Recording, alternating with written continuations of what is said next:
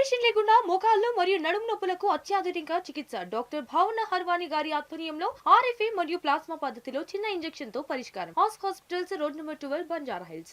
నిజామాబాద్ కామారెడ్డి జిల్లాలో కళ్ళాల్లో ధాన్యం బస్తాలు కుప్పలు తెప్పలుగా దర్శనమిస్తున్నాయి. కొనుగోలు వేగంగా జరగకపోవడంతో ఎటు చూసినా రోడ్లపై ధాన్యం సంచులే కనిపిస్తున్నాయి. ధాన్యం సేకరణ ప్రక్రియ వేగవంతంగా జరగడం లేదు.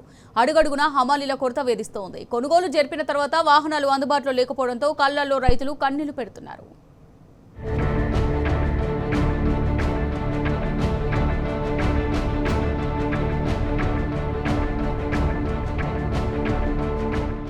సమన్వయలేమి, పాలకుల నిర్లక్ష్యం వల్ల నిజామాబాద్, కామారెడ్డి జిల్లాల్లో ధాన్యం కొనుగోళ్ల ప్రక్రియ అబాసు పాలవుతోంది.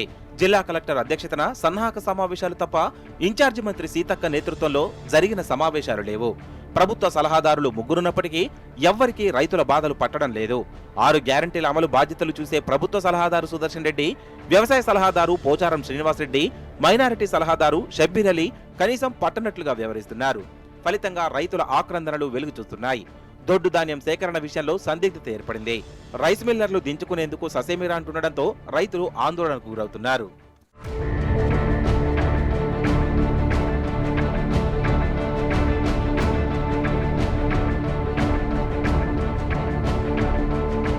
నిజామాబాద్ జిల్లాలో ధాన్యం కొనుగోళ్లకు 739 కేంద్రాలను ఏర్పాటు చేయగా ఇప్పటి వరకు 629 కేంద్రాల ద్వారా కొనుగోలు ప్రక్రియ కొనసాగుతోంది.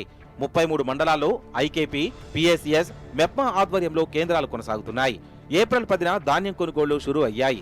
60 రోజుల్లో ఈ ప్రక్రియ పూర్తి చేయాలని యంత్రాంగం భావించింది. ఇప్పుడు 45 రోజుల్లోనే ధాన్యం కొనుగోలు చేపట్టాలని నిర్ణయించారు. మే 10 నాటికి 5,10,000 మెట్రిక్ టన్నుల ధాన్యం కొనుగోలు జరిగాయి. ప్రైవేట్ వ్యాపారులు ఇప్పటికే 2 లక్షల మెట్రిక్ టన్నులు సేకరించారు. కొనుగోలు కేంద్రాలకు 7 లక్షల మెట్రిక్ టన్నుల ధాన్యం వస్తుందని అంచనా వేస్తున్నారు. ఈ లెక్కన 1.75 లక్షల మెట్రిక్ టన్నులు సేకరించాల్సి ఉంది. ఇప్పటి వరకు 71% మేర కొనుగోలు జరిగినట్లుగా అధికారులు చెబుతున్నారు. రోజుకు 700 నుంచి 800 వాహనాల్లో ధాన్యం లోడింగ్ అవుతుండగా 500 వాహనాలు మాత్రమే అన్లోడింగ్ అవుతున్నాయి.